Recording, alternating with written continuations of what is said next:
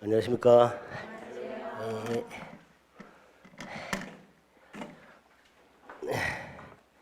계약법 하고 있었죠. 두 번 남았습니다. 오늘 하고. 특히 다음 주에 민사특별법은 꼭 한번 들으셔야 돼요.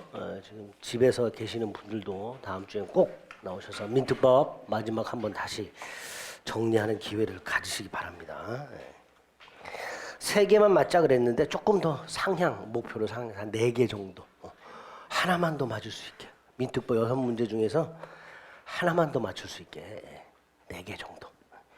저는 수험생분들이 실전 가서 한 65점만 맞으시면 돼요. 제 목표가 그래요.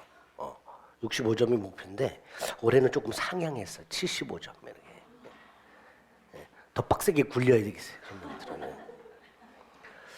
올해 수험생분들이 극과 극이에요. 열심히 하시는 분들이 있고 정말로 안 하시는 중간이 별로 없어요. 중간이. 어중간하게 공부하시는 분들이 없어요. 열심히 하거나 아예 안 하거나. 근데 실전에서 붙는 분들은 보면 열심히 하는 분들하고 약간 어중간하게 했는데 쎄뻑 좋은 분들이 있어요. 운 좋은 분들 이런 분들이 붙는데 그 어중간하는 분들이 없어요.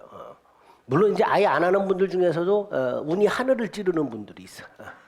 신의 아들 같은 분들 그 해 이제 복권 사면 당첨되는 분들이 있어요. 뭐 1등 나요. 그런 분들도 간혹 있긴 있지만 이제 대부분은 열심히 하거나 어중간한 분 중에 그날 운이 조금 좋거나 뭐 이런 분들이 붙는데 어중간한 분들이 올해 없어서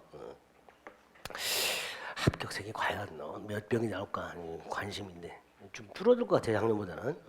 작년에는 대부분이 다 합격자 수가 줄어들 거라고 예상을 했어요. 공부들을 작년에도 안 해서. 근데 고인물들이 많이 나가셨어요. 고인물들 아시죠? 막 3년, 4년 하신 분들이. 예. 우리 뭐 저 큰 대형 회사 보면 평생 환급반 이런 거 끄는 분들 있잖아. 그런 분들이 작년에 대거. 그래서 모 회사 같은 경우 환급액이 막 어마어마해가지고 제때 못 주고. 우리 텔레비에서 늘 보던 그 회사 있잖아요. 거기도 제때 못 줘가지고 뭐 난리가 났었죠. 올해 이제 그런 분도 좀 줄어들 거고 그렇습니다. 이제 그 틈에 우리는 합격하면 되는 거예요. 그죠? 그 틈에 우리는 합격한다 생각하시고 위험 부담이 할 차례인가요? 아니다. 제3자를 위한 계약할 차례군요. 그렇군요. 요약집은 147페이지고 문제집은 247페이지입니다. 굉장히 중요하죠. 제3자를 위한 계약. 뭐 머릿속으로 어떤 계약인지 예를 통해서 딱 틀을 잡아두면 나머지 내용들은 쭉쭉 뽑아져 나올 수 있겠죠. 보통 문제가 쉽게 나오면 그냥 제3자를 위한 계약이거나 설명으로 옳은 것은 틀린 것은 이렇게 나오는데 중개사에서는 거의 사례 형태로 나옵니다. 최근에. 그리고 그 사례 형태가 아주 토시 하나 틀리지 않고 거의 딱 박혀 있어요. 갑이 을에게 물건을 팔아. 갑을 사이 매매 계약을 해. 그리고 갑이 돈을 갚아야 될 병에게 뭐 병으로부터 돈을 빌렸다 이런 말이 나오면서 나올 수도 있고 안 나올 수도 있는데 갑이 을에게 부탁을 해서 대금을 병에게 지급할 것을 요청하고 을은 이를 수락하였다 이런 식으로 나옵니다. 이렇게 갑과 을이 쌍무계약을 체결했고 다만 그 계약상 권리가 제3자에게 생기는 경우를 제3자를 위한 계약이다 이렇게 부르죠. 그게 뜻이죠. 매매와 같은 쌍무계약상 권리가 제3자에게 발생하는 경우 이때 제3자에게 이행할 것을 요청하는 사람을 요약자라고 하고요. 수락하는 사람을 낙약자라고 하죠. 이 낙약자가 뭐다? 채무자가 되죠. 채무자. 수익자가 될 겁니다. 이렇게 세 사람의 관계가 성립하죠. 이런 제3자를 위한 계약은 특수한 계약이 아니죠. 분명히 매매 같은 보통 계약을 했죠. 그죠? 이렇게 매매와 같은 보통의 계약을 하면서 제3자에게 이행할 것을 특약한 것에 불과합니다. 이 제3자에게 이행할 것을 특약했을 때 그 특약을 뭐라고 부르죠? 제3자 약관 이렇게 부르죠. 제3자 약관 이렇게 부릅니다. 어쨌든 특수한 계약이 아니라 매매와 같은 보통 계약에 제3자 약관이 부과되어 있는 것에 불과하다. 그 다음에 암기해야 될 게 있다 그랬어요. 구별. 2개 암기해야 되죠. 병존적 채무인수와 변제를 위한 공탁은 제3자를 위한 계약이죠. 병존적 채무인수, 변제를 위한 공탁. 반면에 면책적 채무인수나 이행인수는 제3자를 위한 계약이 아니다 이렇게 되죠. 그 다음에 제3자를 위한 계약을 하게 되면 세 사람과의 관계가 성립하죠. 제3자를 위한 계약이 삼면관계 보통 이렇게 부르는데 뭐라고 부르는지 몰라도 되고, 일단 요약자와 낙약자 사이의 관계를 기본관계, 보상관계 이렇게 부르죠. 요약자와 수익자 사이의 관계를 대가관계 이렇게 부르는데, 첫째 기본관계는 그 자체가 제3자를 위한 계약이죠. 각과 을사의 관계가 뭐예요? 계약이잖아요. 따라서 요거는 만약에 하자가 있을 때 그걸 이유로 서로 이행을 뭐 할 수 있다? 거절, 항변, 대항 할 수 있다 이렇게 되죠. 기본관계 하자를 이유로 요약자든 낙약자든 자신의 채무행을 거절할 수 있다 이렇게 말해요.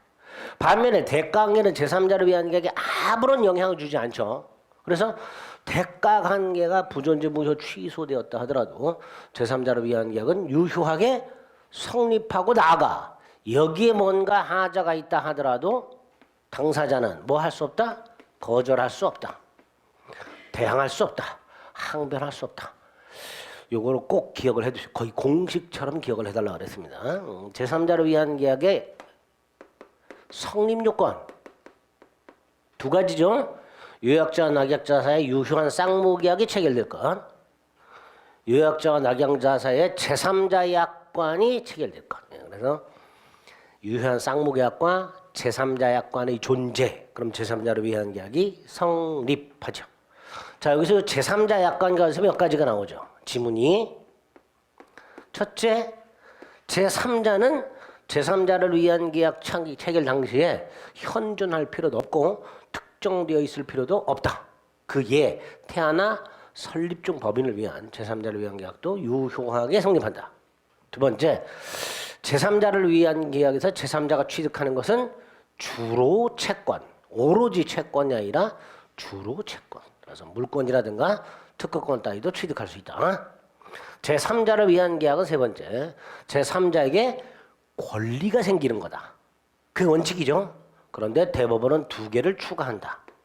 제3자가 의무를 면제받는 거, 제3자가 낙약자에 대해서 부담하고 있는 채무나 의무를 면제하기로 하는 약정도 제3자를 위한 계약에 준하여 유효하다. 또 하나, 주택분양보증계약. 주택분양보증계약은 분양회사와 분양보증회사 사이에 수분양자를 위한 제3자를 위한 계약인데, 자, 이 주택분양보증계약은 세 가지가 기억나셔야 되죠. 조건부 제3자를 위한 계약이다. 조건부, 분양회사가 부도나는 것을 조건으로 분양보증회사가 분양책임을 이행하기로 하는 조건부 제3자를 위한 계약이고, 이 제3자를 위한 계약이 조건부 분양계약이 보증계약이 체결이 되면 수분양자는 권리를 취득하는데 권리만 취득하는 게 아니라 의무도 부담하게 되죠. 즉 의무를 부담하는 것을 전제로 권리를 취득하는 경우, 이것도 제3자를 위한 계약에 준하여 유효하다. 세 번째가 수익의 의사표시죠. 제3자에게 권리가 생기려면 제3자가 수익의 의사를 표시해야 돼요. 누구한테? 낙약자에게. 이 수익의 의사 표시는 명시적으로 할 수도 있고 묵시적으로 할 수도 있다. 뭐 이렇게 되겠죠. 그런 것들이 기억나셔야 됩니다. 여섯 번째, 제3자 권리 발생 요건이 있죠. 이 권리 발생 요건은 제3자를 위한 계약의 성립 요건도 아니고 유효 요건도 아니죠. 이거 없어도 제3자를 위한 계약은 유효하게 성립한다 그랬습니다. 이 제3자를 위한 계약에서 제3자의 권리 발생 요건이 뭐냐? 제3자가 누구에게? 채무자에게, 낙약자에게 뭐 해라? 수익의 의사, 이익을 받겠다는 의사를 표시해야 제3자에게 권리가 생기죠. 이 수익의 의사 표시는 제3자를 위한 계약의 성립 요건도 유효 요건도 아닌 제3자 권리 발생 요건에 불과하다. 수익의 의사 표시. 수익의 의사 표시가 없어도 제3자를 위한 계약은 유효하게 성립한다. 일방적인 거죠. 형성권입니다. 권리를 취득할 수 있는 재산권이니까 대리 행사할 수도 있고 대위 행사할 수도 있죠. 근데 이 수익의 의사 표시 언제까지 행사할 것인가? 당사자가 기간을 정했다면 정한 기간, 정하지 않았다면 10년이고 10년은 너무 길기 때문에 채무자가 제3자에게 뭐 할 수 있다? 최고할 수 있다. 수익을 받을 것인지 여부에 대한 확답을 최고할 수 있고 기간 내 확답을 받지 못하면 거절한 것으로 본다. 그런 것들이 제3자 권리 발생 요건에서 기억나셔야 됩니다. 수익의 의사표시가 없다면 권리가 생기질 않죠. 즉 요약자와 낙약자 사이의 제3자를 위한 계약만으로 제3자의 의사를 묻지 않고 바로 제3자의 권리가 발생하지는 않는다라는 거. 그런 것들도 표현으로 나올 수가 있죠. 제3자를 위한 계약의 효력과 관련해서는 다른 건 다 필요 없고 제3자가 수익의 의사 표시를 했을 때 수익의 의사 표시했을 때 제3자의 권리가 확정적으로 발생하죠. 그죠? 수익의 의사를 표시한 때 권리가 확정적으로 생기게 됩니다. 그때 첫째 요약자와 낙약자는 적어도 합의로 제3자의 권리를 변경, 소멸시키지 못한다. 제3자를 위한 계약을 해제하거나 취소할 수는 있지만 합의 해제는 못한다. 설령 합의 해제했다 하더라도 그 합의 해제 효과를 제3자에게 주장할 수가 없다. 이렇게 되겠죠. 두 번째, 제3자에게 수익의 의사 표시했음에도 불구하고 낙약자의 채무 불이행이 있을 때, 낙약자가 이행을 하지 아니할 때 세 가지 효과. 해제는 요약자가, 이때 요약자는 수익의 의사를 표시한 제3자의 동의 없이 해제할 수 있다. 그리고 요 수익자는 보호되는 제3자가 아니다. 계약 해제 시 보호되는 제3자가 아니다. 거기 기억나야 되고요.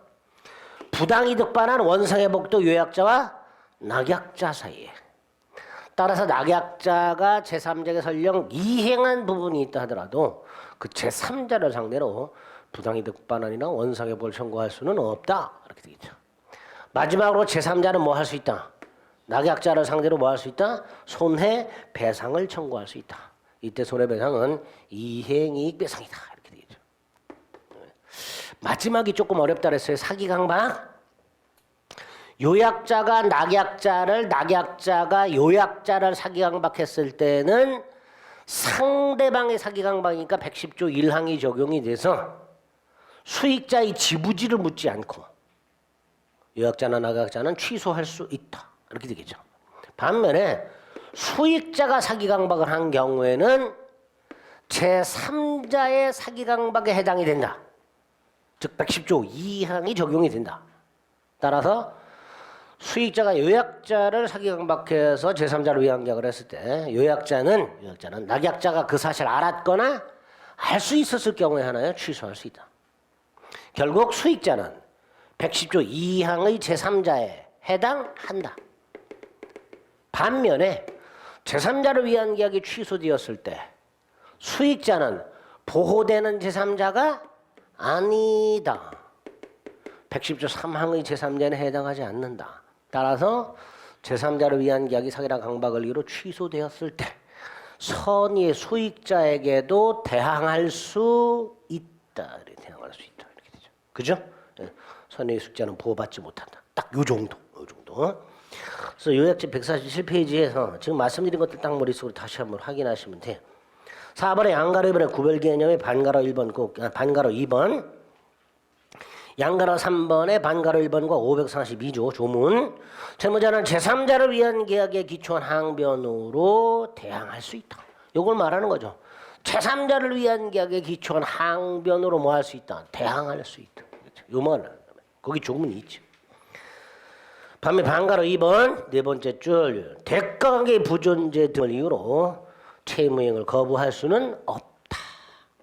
성립요건 다음 페이지 특히 제3자 약관과 박스 안에 있는 것들 1, 2, 3, 4, 5, 6 주택 분양 보증까지 딱 머릿속에 넣으시고요. 효력 반가를 보내 동그라미 1번 제3자의 권리는 제3자가 채무자에게 계약의 이익을 받을 의사를 표시한 때 생긴다. 소급하는 게 아니에요. 표시하면 소급하여라고 출제가 될 수 있어요. 표시한 때 생긴다. 표시한 때 생긴다. 2번 권리 발생 요건에 불과하다. 3번 최고할 수 있고 확답을 받지 못하면 거절하는 것으로 본다. 반가로 1번에 541조 수익에서 표시해서 권리가 생긴 후에는 변경 소멸시키지 못한다. 합의로라는 말이 생략이 되어 있는 거죠. 적어도 합의로 당사자는 제3자 권리를 변경 소멸시키지 못한다. 동그라미 1번 제3자는 계약 당사자가 아니지요. 따라서 계약의 취소권, 해제권, 부당이득 반환 청구 등등은 다 요약자와 낙약자에게 귀속이 됩니다.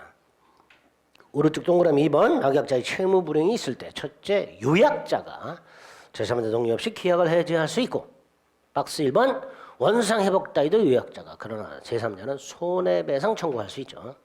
구체적인 판례가 2번이고요. 3번 수익자는 보호되는 제3자가 아니다. 동그라미 한번 요약자가 낙약자라 낙약자가 요약자를 사기양박했을 때는 수익자의 지부지를 묻지 않고 취소할 수 있는 반면에 4번 수익자가 요약자나 낙약자를 사기양박했다면 제3자의 사기양박이니까 박스 1번 상대방이 알았거나 알 수 있었을 경우에 하나 취소할 수 있고 다만 이 수익자는 2번 보호되는 제3자가 아니다. 그래서 선의의 수익자에게도 뭐 할 수 있다? 대항할 수 있다. 그렇게 지문을 머릿속에 확인해 주셔야 됩니다. 별거 없죠? 딱 요 범위에서만 출제가 된다. 그러면 문제집 247페이지 21번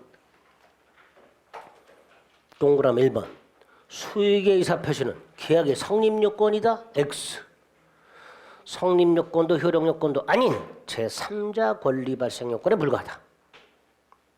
2번 낙약자는 조심하세요. 낙약자입니다. 요약자가 아니에요. 최고하는 사람도 요약자가 최고하는 게 아니라 낙약자 즉 채무자가 최고하는 거예요. 채무자 낙약자가 최고할 수 있고 낙약자가 기간 내 확답을 받지 못한 때 수익을 거절한 걸로 보죠. 동그라미 2번은 낙약자를 요약자로 바꾸거나 또는 두 번째 줄 낙약자가 기간 내 확답을 받지 못한 때 요거를 제3자가 기간 내 확답을 바라지 아니한 때 이렇게 발신주의로 바꿔서 슬쩍 출제할 수도 있고요. 제일 많이 나오는 게 마지막 거죠. 수익 받을 것을 거절을 수익을 받을 것을 표시한 걸 본다 이렇게 되죠. 그럼 틀린 거죠. 거절한 것을 거죠. 그래서 한 3군데 정도를 틀어서 출제할 수 있습니다. 이번은 3번은 낙약자는 요약자와 수익자 사이의 법률 관계니까 요거죠. 요약자와 수익자 사이의 법률 관계니까 끝이 뭘로 끝나면 돼요? 거절할 수 없다. 대항할 수 없다. 이렇게 끝이 나야 되죠. 4번 병존적 채무인수라고 되어 있으니까 제3자를 위한 계약이다 라고 하면 되고요. 5번 수익의 의사를 표시하여 수익자에게 권리가 생긴 후 요약자와 낙약자는 해제나 취소는 할 수 있죠. 합의 해제는 안 되지만 해제나 취소는 할 수 있죠. 해제나 취소는 할 수 있다. 오는 거 2번. 22번. 요약자와 낙약자 사이에 통정허위 표시가 있어요. 요거 여기에. 그럼 이게 무효죠? 기본 관계에 뭔가 문제가 생긴 거죠? 그러니까 뭐 할 수 있다? 무효를 주장할 수 있다. 이렇게 되죠. 1번이 답이죠. 2번 제3자가 낙약자를 기방하여 여기 나왔죠. 제3자가 낙약자를 기방했습니다. 제3자의 기망입니다. 낙약자는 요약자가 알았거나 알 수 있었을 경우에 하나요 취소할 수 있습니다. 그죠? 따라서 이번에 두 번째 줄 낙약자는 요약자가 선이라도 취소할 수 있다. 자, 선인데 무과실이라면 취소할 수 없지요. 그러니까 틀린 질문이 됩니다. 4번 보상관계라고 돼 있으니까 보상관계가 뭐예요? 요거죠. 요거 보상관계. 기억해야 되죠. 대관계 보상관계 기억해야 돼요. 보상관계 끝이 뭘로 끝나야 돼? 이따로 끝나야 되죠. 즉 제3자를 위한 계약의 효력에 영향을 미친다. 영향이 있다. 영향을 미친다. 4번 제3자가 수익을 표시한 후 낙약자의 채무를 있을 때 요약자가 해제한다 그랬습니다. 제3자는 해제권이 있다 없다? 없다. 제3자는 해제권이 없다. 5번 낙약자는 제3자를 위한 계약이 천항변으로 제3자를 위한 계약이니까 요거죠. 요게 천항변으로 뭐 할 수 있고 대항할 수 있고 여기까지 옳은 지문이죠. 그 다음 낙약자는 요약자에 대해서 가지는 채권을 가지고 제3자의 채권과 상대할 수 있는 거 안 되죠. 낙약자는 제3자를 위한 계약에 대한 항변으로 수익자에게 대항할 수 있어요. 여기에 대한 항변으로 대항할 수 있어요. 요렇게 대항할 수 있어요. 요렇게. 하지만 낙약자가 요약자에 대해서 가지는 채권을 가지고 제3자의 채권과 상계할 수는 없습니다. 없습니다. 얘가 별도로 요약자가 이렇게 채권, 대금 채권 갖고 있었단 말이에요. 그걸 낙약, 요 제3자에게 갖고 있는 채권과 상계할 수는 없다. 낙약자가 요약자에게 채권을 갖고 있다 그랬죠? 요렇게 채권을 갖고 있다. 요렇게 채권을 갖고 있다. 을이 갑에 대한 채권으로 병의 을에 대한 채권과 상계할 수 있는 거 안 된다. 안 된다. 23번 옳은 것을 골라라. 수익자도 해적권 행사할 수 있는 거 안 된다 그랬고요. 이번 수익자는 계약 당시 현존하지 않아도 되고 특정되지 않아도 되죠. 그런데 권리를 취득하려면 아까 뭘 해야 돼요? 수익의 의사를 표시해야 되죠. 당연히 그때는 현존 특정돼야 되죠. 2번이 답이고요. 3번 수익자는 누구한테 수익의 의사를 표시해야 돼? 아니 수익자는 채권자가 아니라 채무자죠. 낙약자, 채무자에게 해야 되죠. 4번 계약 당사자 즉 낙약자가 제3자에 대해서 가지고 있는 채권 이거를 면제 이것도 된다 그랬죠.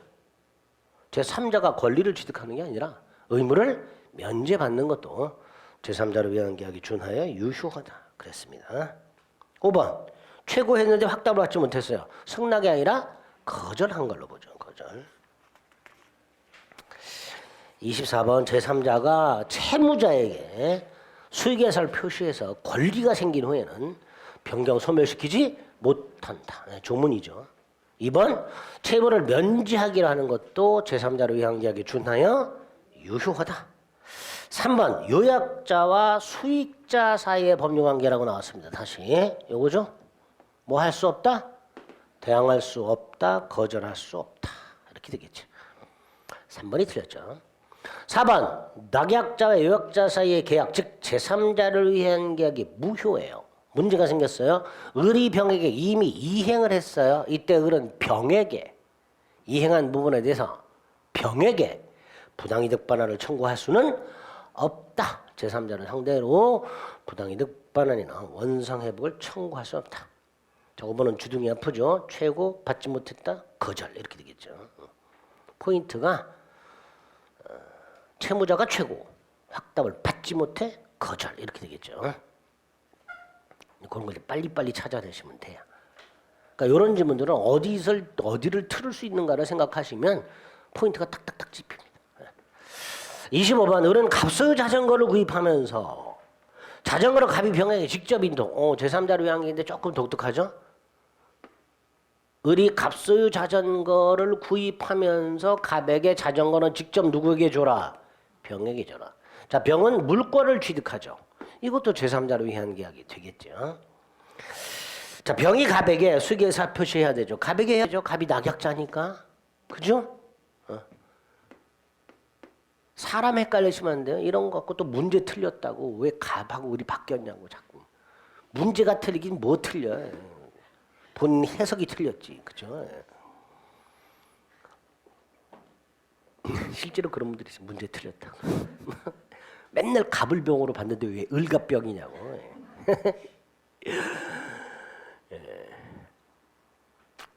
자, 병이 갑에게 수익에서 표시해야 돼. 해야 그다음 뭐예요? 병에게 권리가 생기죠. 갑을 간의 계약관계 성립과는 상관이 없지요. 1번 틀렸죠. 수익에서 표시해야 권리가 생기는 거지 갑을 간의 계약관계가 성립하는 게 아닙니다. 계약관계는 수익에서 표시 없이도 성립합니다. 이번 병의 권리 확정 후 갑은 변경할 수 있다 없다? 없다. 3번 갑의 귀책 사유로 인해서 채무불이행이 발생했다. 얘가 채무불이행이 있다. 낙약자의 채무불이행. 얘가 해제할 수 있어요 없어요? 없죠. 병은 손해배상만 청구할 수 있을 뿐입니다.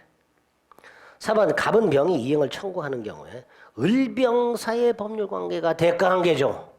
그죠? 그럼 뭐예요? 대항할 수 없다. 이게 옳은 질문이죠. 대항하지 못한다. 5번 병이 미성년자일 때 병은 법정 대리인의 동의를 얻어 수익의사 표시를 하는 것. 얘가 권리만 취득하는 경우에는 동의가 필요 없어요. 의무만 면제받는 경우에도 동의가 필요 없어요. 근데 의무를 부담하면서 권리를 취득하는 거예요. 이때는 동의를 받아야 된다. 이렇게 좀 세분화할 수가 있는데 그건 몰라도 됩니다. 우리 시험법이 바깥이에요. 뒤에가 문제죠. 수의계사 표시는 명시적으로 해야 된다. X 묵시적으로 할 수도 있죠. 이런 거 4번이 됩니다. 26번 갑은 자기 가옥을 을에게 매도하면서 대금을 병에게 지급하기로 을과 약정했다. 보통 이렇게 나온다고 그랬습니다. 1. 병이 수기에서 표시한 후 을이 대금을 지급하지 않아도 병이 계약을 해지할 수는 없고요. 2. 병이 수기에서 표시한 후 을이 대금을 지급하지 않으면 병은 을에게 손해배상을 청구할 수가 있고요. 3번 병이 수기에서 표시하기 전에는 병의 권리를 변경 소멸시킬 수 있고요. 4번 병이 수기에서 표시했을 때 갑이 을의 사기라고 돼 있죠. 갑이 을의 사기니까 상대방 사기죠. 병의 지부지를 묻지 않고 취소할 수 있다 그랬어요. 4번이 틀렸죠. 병의 지부지를 묻지 않고 취소할 수 있습니다. 제3자를 위한 계약에서 제일 까다로운 지문이라고 생각하시면 돼요. 사기 강박이. 5번 을은 가옥 소유권을 이전받기 전이에요. 갑이 가옥의 소유권을 안 넘겨주고 있어요. 여기 문제가 생겼죠. 그러니까 병에 대해서 뭐다? 대금 지급을 거절할 수 있다. 동시 이행의 항변권 행사할 수 있죠. 동시 이행의 항변권 얼마든지 행사할 수 있습니다. 4번이 틀린 지문이죠. 얼마든지 맞출 수 있습니다. 제3자를 위한 계약 대단히 어려워하시는데 나오는 지문은 거의 전형적인 것들만 출제가 됩니다. 이 정도는 충분히 맞출 수 있겠죠? 그래야지. 그리고 아주 희망적인 게 올해 그 산업관리공단의 각종 문제들이 변리사 문제를 빼고는 대단히 쉽게 출제가 됐어요. 그냥 보면 답이 나오는 거죠. 네가 보니까 그렇지가 아니고요. 지문도 짧고요. 대부분의 문제들이 다 작년부터 난이도를 조금씩 다 낮췄어요. 근데 변리사만 좀 문제예요. 변리사는 난이도가 계속 올라가고 있어요. 예전엔 중개사의 민법 문제가 변리사 민법 문제보다 어려웠었어요. 한 10년 전만 하더라도. 어느 날 역전돼서 이 변리사 문제가 1차가 민법이 좀 어려워졌습니다. 좀 이상해졌어요. 변리사 문제가. 어쨌든 다른 것들은 다 특히 우리 시험의 바로미터가 되는 주택관리사 시험도 되게 쉽게 출제가 됐습니다. 우리도 그렇게 어렵게 출제가 안 될 거예요. 그러니까 자신감을 갖고. 특히 딱 봤을 때요. 이거 답인데. 근데 보통 수험생들이 본인이 이제 예를 들어서 모의고사가 평상시에 60점을 넘어온 적이 없는 분들이 특히 그런 실수를 많이 저질러요. 시험장 갔는데 1번부터 답이 막 보여. 그 본인을 의심해요. 본인을 이럴 리가 없는데 그래서 한 번 더 생각을 해서 틀린다니까. 실제로 답이 명확하게 보이면 그게 답인데 본인을 못 믿어. 본인을 이럴 리가 없는데 그래가면서 한 번 더 생각해서 틀리는 분들이 되게 많아요. 직관적으로 푸세요. 아시겠죠? 네. 내가 처음에 골랐던 그게 답이야. 그게 답이야. 그렇게 생각하시면 됩니다. 그래서 뒤틈 문제도 별로 없고 깔끔하게 출제가 되는 경향이 있으니까 합격하실 수 있습니다. 자, 해지 마지막 봐야 되죠. 계약 총론에 149페이지를 봅니다.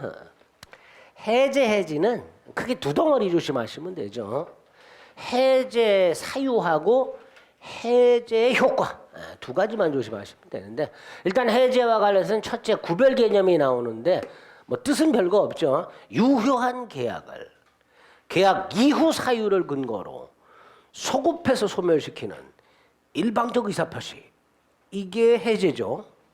따라서 의사표시 효력이 발생하기 전에 의사표시 소멸시키는 철회하고 구별해야 되고요. 법률이 성립 당시 사유를 근거로 무효로 만들어버리는 취소하고 구별해야 되고요. 장래를 향하여 소멸시키는 해지와 구별해야 되고요. 마지막 나머지 두 개 그 중에 하나 일방적 의사표시죠. 따라서 뭐하고 구별해야 돼요? 합의 해제. 요게 아주 잘 나오죠. 합의 해제. 합의 해제만 따로 물어보는 경우도 대단히 많습니다. 149페이지 합의 해제. 합의 해제는 계약이죠. 해제는 단독행위고 합의 해제는 계약이니까 당연히 단독행위인 해제 규정은 원칙적으로 합의 해제에 적용되지 않아. 그래서 두 가지 꼭 기억해야 돼. 이자가산 의무 없고 손해배상 청구할 수 없다. 동그라미 1, 2. 이 두 개는 꼭 기억하셔야 돼. 3번. 합의 해제 후 그 계약을 부활시킬 수 있다 없다? 있다. 다음 페이지 4번. 합의 해제된 경우에도 해제와 마찬가지로 을에게 이전된 등기를 말소할 필요 없이 소유권은 가백에 복귀. 해제, 합의, 해제 공통. 을에게 이전된 등기를 말소할 필요 없이 소유권을 매도인에게 당연히 복귀하게 되고 매도인은 복귀한 소유권에 기초한 말소 등기를 청구할 수 있는데 이 말소 등기 청구는 두 가지 성질. 원상회복 청구권이면서 복귀한 소유권에 기초한 물권적 청구권이 이렇게 되죠. 아, 합의 해제도 원상회복은 청구할 수 있구나. 이자가산 의무는 없지만 원상회복은 청구할 수 있구나. 그죠? 그게 동그라미 4번이 되겠고요. 5번. 묵시적 합의 해제도 있을 수 있다. 묵시적 합의 해제 5개 정도 기억합니다. 자, 마지막에 해제 조건 또는 실권약관이라고 부르는 건데요. 이건 뭐죠? 자동 해제 특약이죠. 두 가지 기억하셔야 되는 하나가 중도금을 지급하지 않으면 자동 해제된다는 특약. 이 경우에는 실제로 중도금을 지급하지 않으면 자동 해제 되지요. 조심해야 될 게 잔금을 지급하지 않으면 자동 해제된다는 특약이 있을 때 잔금 지급은 매도인의 소유권인과 무슨 관계? 동시행 관계니까 매수인이 잔금을 지급하지 않는다는 사실만으로는 자동 해제되지 않고 잔금 지급 기일에 매도인이 매수인에게 자신의 반대 의무를 이행 제공하여 매수인의 잔금 미지급을 이행 지체에 빠뜨려야 자동 해제된다. 그거를 실권약관에서 조심하셔야 됩니다. 그래서 구별 개념 합의 해제하고 실권약관 구별하시되 특히 합의 해제 단독 문제로 올해도 출제될 가능성이 대단히 높으니까 기억을 해두시고 중요한 게 해제권 발생 원인이죠. 두 가지가 있죠. 약정 해제와 법정 해제. 그중에 법정 해제는 일반적 법정 해제와 개별적 법정 해제가 있는데 그중에 일반적 법정 해제 사유. 그게 뭐죠? 채무 불이행이죠.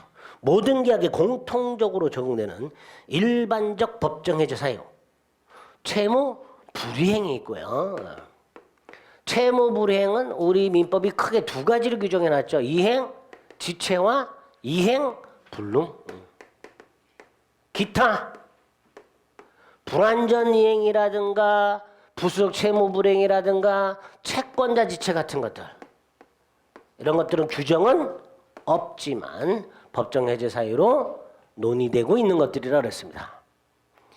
이 중에서 이 두 개만 규정이 되어 있더라. 그리고 이행지체도 보통의 이행지체와 정기행위 이행지체로 나눠져 있더라. 이렇게 일단 머릿속에 딱 틀을 잡아 놓으셔야 돼. 그 중에 보통의 이행지체 544조. 상당 기간을 정해서 이행을 최고하고 그래도 이행하지 않으면 해제된다가 아니라 해제할 수 있다. 즉 해제권이 생긴다. 단 채무자가 미리 이행하지 아니할 의사를 표시했다. 이게 뭐죠? 이행거절. 이 경우는 최고를 요하지 않는다. 최고 없이 해제권이 생긴다. 자, 이 이행지체와 관해서 오른쪽. 기간을 반드시 정해서 최고할 필요는 없다. 1번. 2번. 미리 이행하지 아니할 의사를 표시하면 최고 없이 해제할 수 있다. 단 양가로 2번 조심해야 되죠. 해제를 하기 전에 이행 거절 의사가 적법하게 철회가 되면 다시 원칙으로 돌아가라. 최고 없이는 해제할 수 없다. 꼭 기억하셔야 되고요. 3번 과다 최고의 경우에는 둘로 나누자. 첫 번째 줄 차이가 비교적 적다. 그러면 본래 급부범인에서 최고 효력이 있는 반면에 세 번째 줄 과다한 정도가 현저하다. 그럼 최고 자체가 효력이 없으니 해제권이 발생하지 않는다. 따라서 해제는 효력이 없다. 이렇게 되겠죠. 과다 최고 둘로 나누고 니은 정기행위 일정한 기간 내에 이행하지 아니하면 계약 목적을 달성할 수 없는 경우를 뭐라 한다? 정기행위를 한다. 정기행위 이행지체가 있으면 최고 없이 해제할 수 있다. 최고 없이 해제권이 생기고 해제 의사를 표시해야 해제가 된다. 정기행위 이행지체가 있을 때 자동으로 해제되는 것은 아니다. 아니다. 그거 조심하시면 되고요. 이행불능 546조 그냥 해제할 사이 있다고 돼 있죠. 그래서 이행불능은 이행기를 기다릴 필요도 없고 채권자가 자신의 반대 의무를 이행 제공할 필요도 없으며 리얼 이행 최고를 할 필요도 없이 해지할 수 있죠. 자, 이행불능이란 기억 채무자의 귀책 사유로 불능이 돼야 돼요. 그죠? 그런데 밑줄이 뭐라고 돼 있냐면 이행불능이 매수인 귀책 사유에 의해서 생겼어요. 자, 누구의 이행불능? 매도인의 이행불능이죠. 거기 생략이 돼 있죠. 매도인의 이행불능이 누구의 귀책 사유? 매수인 귀책 사유로 봤어요.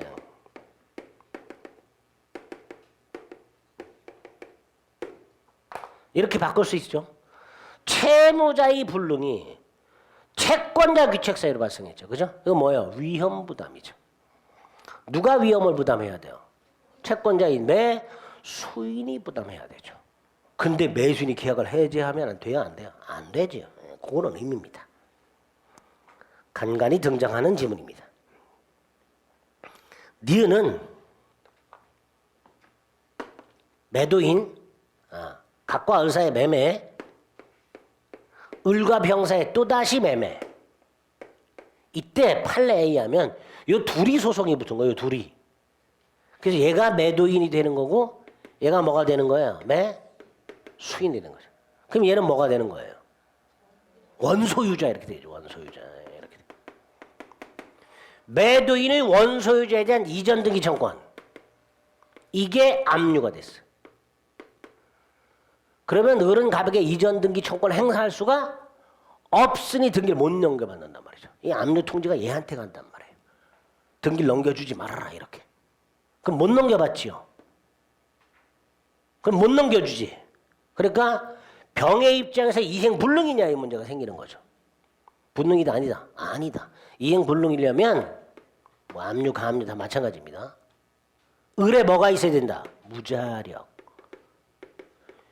여기까지 있어야 이행불능이다.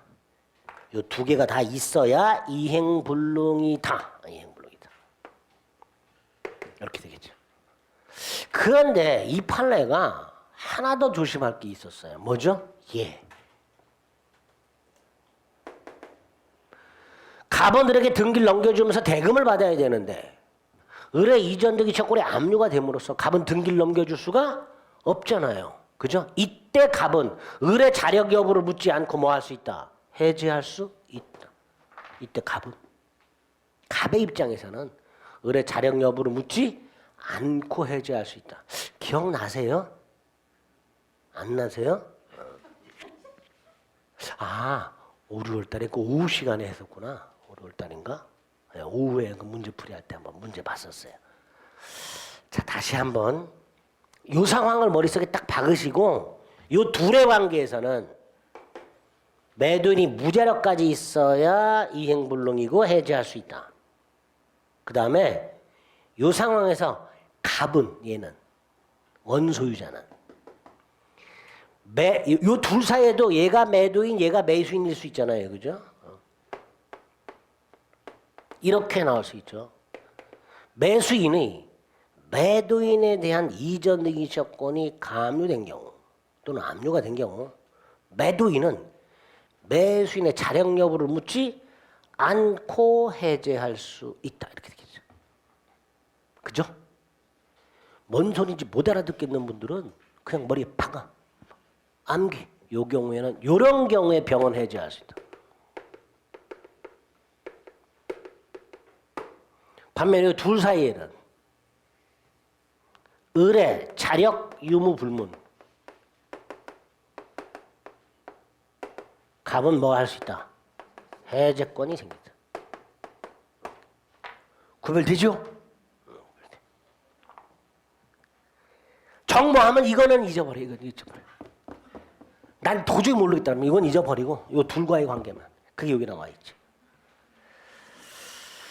매도인이 원소이자 갑에 대해서 가지는 이전 의기채권이 가압류되었을 때 두 번째 줄 무자력 상태라면 세 번째 줄 이행불능을 이유로 해제할 수 있다. 일부 이행불능 원칙 일부 해제. 단 잔존분만으로 목적 달성할 수 없으면 전부 해제.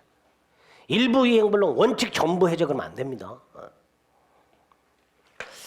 다음 페이지 불완전 이행은 둘로 나누죠. 완전 이행이 가능한 경우와 불가능한 경우로 나눠서 완전 이행 추환이 가능하면 추환을 최고하고 해제할 수 있고 추환이 불가능하면 최고 없이 해제할 수 있고 4번 부수역 의무 위반을 이유로는 해제 못하죠. 대표적인 판례가 그거죠. 거민계약서의 매매 대금에 관한 약정 뭐라고 했어요? 실제 대금보다 줄여서 기재하기로 약정. 즉 다음 계약서 작성을 약정한 거죠. 그 의무는 부수역 의무에 불과하니까 그런 다음 계약서를 작성해 주지 않는다 하더라도 계약 자체를 해제할 수는 없지요. 5번 채권자 지체의 경우에 채무자는 채권자를 상대로 상당 기간을 줘서 수령을 최고하고 해제할 수 있다. 6번 사정 변경을 이유로 해제할 수 있는가? 있지만 아직까지 계약을 해제할 만한 사정 변경을 인정한 적은 없다. 그죠? 현저한 사정 변경이 있을 때 계약을 해제할 수 있는데 구체적으로 아직까지 사정 변경을 이유로 하는 해제권을 인정한 적은 없다. 이렇게 기억을 해두시면 되고요. 박스 안에 있는 참고는 단순하게 다시 한번 암기하셔야 되죠. 최고 필요 없는 것들. 최고 필요 없는 것들을 외우기 귀찮으면요. 최고 필요한 거 하나 기억하시면 돼요. 이행지체. 이행지체. 대금 미지급. 대금 미지급. 또 하나가 이행거절 적법 철회. 그죠? 최고 필요한 것들이죠. 이행거절 적법 철회. 또 하나가 추환 가능. 뭐 하나만 할 것처럼 하다가 추환 가능. 세 개. 최고 필요 없는 거 6개 외우기보다는 최고 필요한 거 3개 외우는 게 더 낫죠. 아니야 나는 그냥 하던 대로 6개 외울래. 쭉쭉 읽어보시면 돼요. 뭐 굳이 외우려고 애쓰지 마시고 자꾸 읽어보시면 돼요. 자, 해제권의 행사 조문 확인합니다. 543조 1항 해제해지는 상대방에 대한 의사표시를 한다. 그냥 그대로 나옵니다. 2항 해제해지 의사표시를 뭐 하지 못한다? 철회하지 못한다. 그 밑에 거 해제권 형성권이죠. 특히 해제권 행사 기간을 정하지 않으면 몇 년? 10년. 너무 길죠. 그러니까 상대방이 뭐 할 수 있다? 최고할 수 있다. 확답을 받지 못하면 해제권은 소멸한다. 소멸한다. 자, 오른쪽 해제권은 일방적 의사표시고 해제권 행사 여부는 자유. 방가로 보면 원칙적으로 조건기한을 붙일 수가 없다. 단 정지조건부 해제권 행사는 가능하다. 요게요. 최근에 다른 자격증에서 해제조건부 해제권 행사할 수 있다라고 출제가 됐어요. 뜬금없이. 조건기한을 붙일 수는 없으나 해제조건부 해제권 행사는 가능하다라고 출제가 됐어요. 틀렸어요. 해제조건부가 아니라 뭐 정지조건부. 어떻게 하죠? 언제까지 이행하지 않으면 해제된다. 근데 그때까지 이행을 안 했어. 그럼 해제 효력이 생겨요. 그러니까 이행하지 않는 게 해제 효력을 발생시키는 무슨 조건? 정지 조건이 되는 거예요. 정지 조건입니다. 해제 조건이 아니라.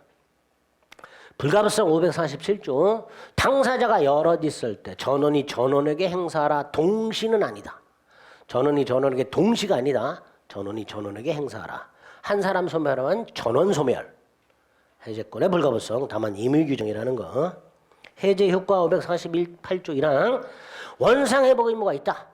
단서 그러나 제3자 권리는 해하지 못한다. 제3자 보호 일단 조문에는 선악을 구별하고 있지 않아요. 2항 금전은 받은 날부터 이자를 붙여라. 549조 원상회복 의무는 동시행관계다.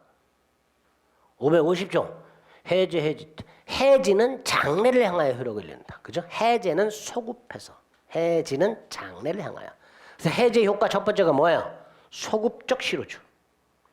특히 소급적 실효 와서 물권 변동 기억하셔야 된다 그랬어요. 각과 을이 계약을 하고 이렇게 등기를 넘겨준 상태에서 계약이 해지가 되면 계약은 소급해서 실효를 하게 되고 물권행위의 유인성에 따라서 을등기를 말소할 필요시 소유권도 가백에 당연히 복귀하기 때문에 각은 복귀한 소유권에 기초한 말소등기나 진정, 명의회복을 위한 이전등기를 청구할 수 있다. 다만 중간에 제3자가 나타났을 때 어떻게 되느냐? 그 제3자가 두 그룹이 있다. 해제 전 제3자와 해제 후 말소 등기 전 제3자. 그죠? 둘이 있을 수 있는데 해제 전 제3자는 선악불문하고 보호되고 해제 후 말소 등기 전 제3자는 뭐만 보호된다? 선의만 보호된다. 나아가 이 둘은 등기 등은 갖추고 있어야 된다. 등기나 점유 등을 갖춘 완전한 외형상 완전한 권리자여야만 보호가 된다. 그 제3자 동그라미 한 번. 보호되는 제3자 세 번째 줄 등기 인도를 갖추어라. 선악불문한다. 다만 해제 후 말소 등기 전은 선의 제3자만 된다. 그 기준에 따라서 제3자 아닌 놈들 키워드로 암기하자. 첫 번째 제일 많이 나오죠. 계약 해제를 소멸하는 채권 양수인, 채권 압류 감류한 자, 아파트 분양권 양수인. 기억하셔야 됩니다. 2번은 당연한 거죠. 상속인이나 제3자를 위한 계약이 수익자는 보호되는 제3자가 아니라 그랬었고요. 다음 페이지 3번. 토지 매매가 해제되었을 때 토지 위에 건물 양수인. 4번. 무허가건물관리대장의 소유자로 등재된 자. 5번. 갑이 을에게 주택을 매매하는 상태에서 을이 주택 소유권은 취득하지 않은 채 매도인으로부터 주택에 대한 임대 또는 전세 권한을 부여받아 임대차 한 경우에 그 후에 해제되었을 때 갑을 간의 계약이 그 임차인은 보호되는 제3자가 아니다. 5번의 키워드 임대 권한, 전세 권한 이렇게 되겠죠. 이게 첫 번째 효과. 두 번째, 받은 거 돌려주고 준 거 돌려봤자 깡그리. 이걸 뭐라 한다? 원상회복 의무. 부당이득 반환의 특칙이다. 왜? 선악불문 전부 반환, 원물 반환, 과실 반환, 금전 반환, 이자 반환. 특히 이자는 받은 날부터 가산하라고 규정이 되어 있더라. 그죠? 받은 날부터 가산해서. 과실도 어때요? 목적물 인도 받은 날부터 차임상당액을 부당이득으로 반환해라. 이렇게 돼. 금전 반환, 받은 날부터 이자 가산해야 되죠. 그죠? 받은 날부터 이자를 가산해야 되는데 그 이자는 금전 반환 의무 지체로 인한 지연배상이 아니라 원상회복 의무 부당이득 반환의 일종이니까 연체 이율로 계산하는 게 아니고 법정이자로 가산해서 반환해라. 마지막 효과가 뭐죠? 손해배상 청구죠. 동그라미 1번. 해제와 손해배상은 중첩적으로 행사할 수 있죠. 계약의 해지 또는 해제는 손해배상 청구에 영향을 미치지 않는다라고 돼 있으니까 그 손해배상은 2번 이행이익배상의 원칙이 돼. 실효이익배상을 구할 수도 있다. 아까 원상회복끼리 동시행관계라 그랬죠. 나아가 손해배상도 뭐다? 동시행관계다. 해제권 소멸 사유 중에서는요. 특수한 소멸 사유 오른쪽 맨 위에 동그라미 1번은 받고요. 2번. 해제권자가 계약을 해제하면 원물을 반환해야 하는 사람인데 그 원물을 반환할 수 없게 된 경우 그자의 해제권은 어떻게 된다? 소멸한다. 그게 2번 내용이죠. 특수한 소멸 원인 중에 동그라미 2번. 두 가지 확인하시고. 해지는 장래를 향하여 소멸시키죠. 그죠? 그래서 밑에서 두 번째 줄 청산의 의무가 생기고요. 단 반가reb은 손해배상은 따로 청구할 수 있지요. 그리고 그 가운데 있는 거 사정 변경에 한 뭘 인정하고 있다? 해지권. 회사 이사가 회사 채무를 보증 선택해서 사입을 한 경우에 그 보증 계약을 해지할 수 있는가? 사정 변경을 이유로 해지할 수 있는가? 그 채무가 뭐냐? 보증 채무가 뭐냐? 둘로 나누자. 회사의 특정 채무를 보증했다. 해지할 수 없다. 반면에 회사의 장래 발생 불특정 채무를 보증했다. 다른 말로 계속적 보증, 포괄근 보증. 그죠? 이거는 해지할 수 있다. 이것도 없다 있다 또 헷갈려. 예? 특정 채무 없다. 해지할 수 없다. 불특정 채무 또는 계속적 보증, 포괄근 보증 해지할 수 있다. 제발 정확하게 좀. 시험장 가서도 헷갈리지 말고. 예? 이런 거 환장하는 거예요. 있다 아니면 없다인데. 결정적으로 뭐 거기 생각이 안 나. 환장하지. 예? 자꾸 까먹는데요? 안 까먹을 때까지 보면 되지. 안 까먹을 때까지. 자꾸 까먹는데요 라고 핑계 대시는 분들은 안 외울 거예요 라고 얘기하는 건 똑같은 거예요. 안 외워지는데요가 아니야. 안 외울 거예요. 안 외워지는 게 어딨어. 사람 머리인데. 예? 원숭이도 외우는데 원숭이도. 그죠?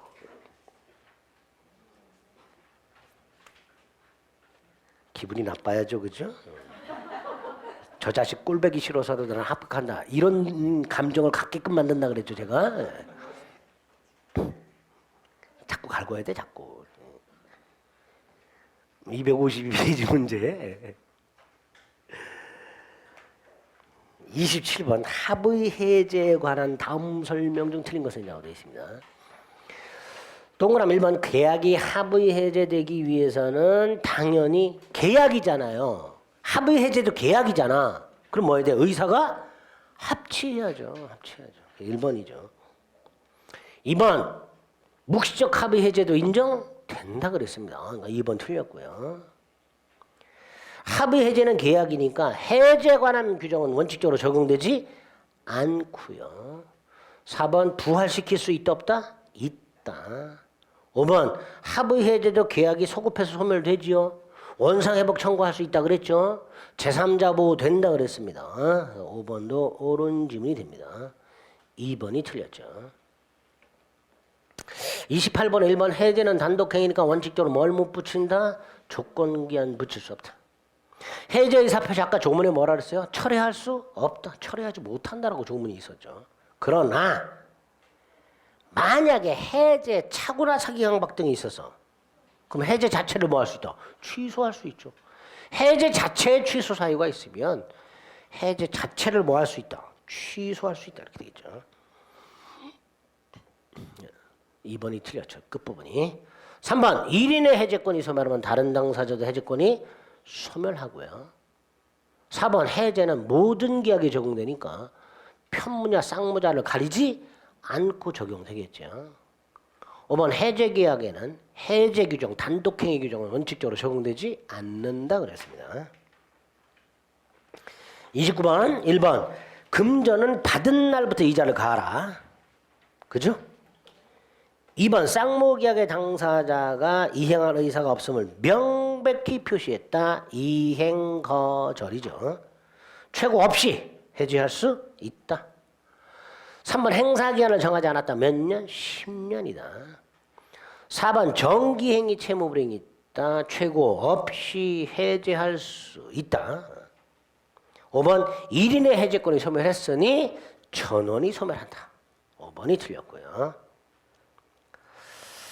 30번 1번 소유권 이전되기 청구권의 감조가 행해지면 제3채무자는 기본 계약인 채무자와의 계약을 해제할 수가 없다. 자, 요 1번이 아까 이거예요. 1번이 요거예요. 1번 질문. 요렇게도 출제가 됐어요. 자, 소유권 이전되기 청구권 요거죠. 요거. 요게 의뢰 채권자에서 감조가 됐죠. 자, 보세요. 의뢰 채권자 입장에서 보면 의뢰 채무자가 뭐가 되는 거예요? 제3채무자.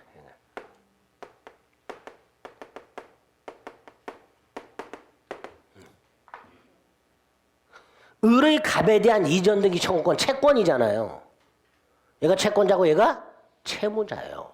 근데 채권자의 채권자가 감리에 있단 말이에요.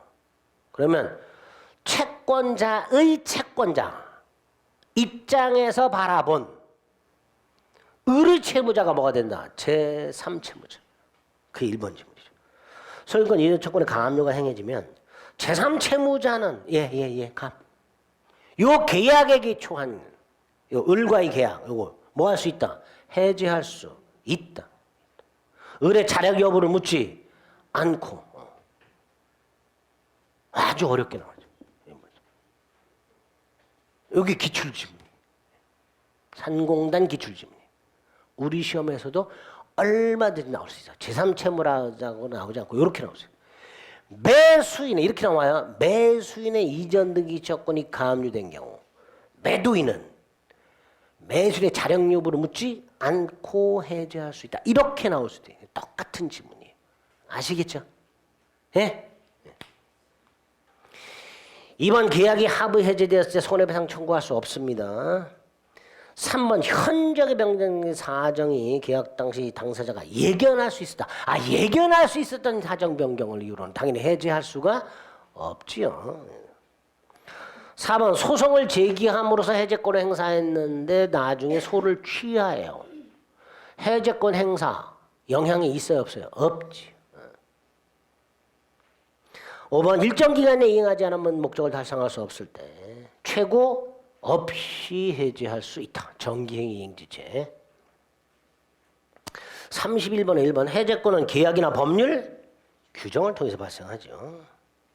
2번 하부 해제는 손해배상 청구할 수가 없으며 3번 해제 효과로 원상 회복 의무가 생겨요. 그런데 해제 전 두 번째 줄 새로운 물권을 취득했으니까 부동산 같은 경우 등기됐을 것이고 동산 같은 경우 점유했겠죠. 그 제3자 선악불문하고 제3자의 권리는 해하지 못한다. 4번 제3자가 매수인부터 이전 등기를 경로받은 후 해제. 요거죠. 각과 을 사이의 계약, 을에게 등기, 을이 병과 거래, 병에게 등기. 그리고 해제. 병이 보호되죠. 얘가 소유권 등기를 넘겨받았죠. 따라서 갑은 을이나 병을 상대로 말소 등기를 청구할 수가 없다. 이렇게 되죠. 제3자가 등기를 받아 소유권 취득하니까. 5번 아까 이거 매수인의 규책 사유로 매도인의 의무가 불능이 된 경우에는 위험부담이라고 그랬죠. 매수인은 뭐 할 수 없다. 해제할 수 없다. 이렇게 되죠. 해제할 수 없다. 32번에 1번 이행지체의 경우에 최고를 해도 채무자가 이행할 의사가 없으리는 게 명백하다. 다시 한번 이행 거절이죠. 그죠? 따라서 채무자의 불이행의 의사 표시가 없는 한 최고 없이 해제할 수가 없다. 최고 없이도 해제할 수 있다라고 해야죠. 최고 없이도 해제할 수가 있다. 이행 거절이니까 2번 부적 의무 불이행을 이유로 해제할 수가 없고 3번 담보 책임은 나중에 보겠지만 최고 필요 없습니다. 담보 책임에 의한 해제권은 최고가 필요 없습니다. 4번 주된 의무 불완전인데 완전히 가능해요. 그럼 어떻게 된다 그랬어요? 상당 기간을 정해서 추안을 최고하고 해제할 수 있다고 그랬습니다. 그죠? 따라서 최고 없이는 해제할 수 없다. 이렇게 되겠죠. 5번 정기행위 임지체가 있는 경우 바로 해제 효과가 발생하는 것이 아니라 해제 의사를 따로 표시해야 해제 효과가 발생하게 된다 그랬습니다. 틀린 것은 1번이 되겠죠. 33번부터는 조금 쉬었다가